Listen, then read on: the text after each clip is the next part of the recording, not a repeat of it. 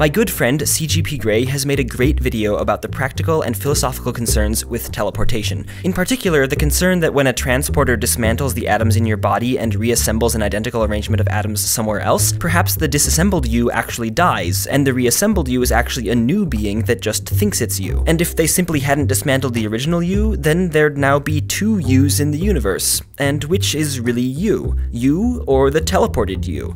Gray's video covers these questions really well, so if you want more background, you should go watch that. But I do have one additional piece of information I'd like to point out, something the original creators of Star Trek were definitely unaware of because it was discovered in the 1990s. And that is quantum teleportation. Quantum teleportation is the only kind of real teleportation technology we currently have access to, and while I won't go into the details here, the point is you can take some particles in a particular arrangement and transfer their exact quantum condition onto other particles arbitrarily far away. It kind of seems like sad teleportation because the particles don't move, just their state. But isn't that essentially what a Star Trek teleporter does, albeit on a larger scale? Sending enough information and energy over to the new location to create the exact arrangement or state of particles that corresponds to you?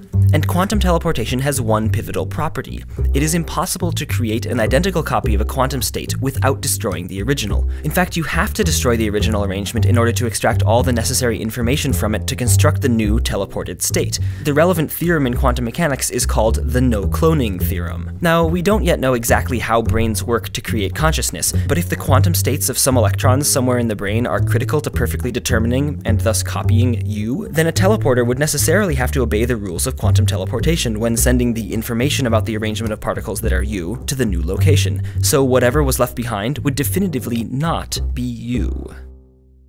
I've included links in the video description so that if you haven't already, you can go and watch Gray's video. It's really good.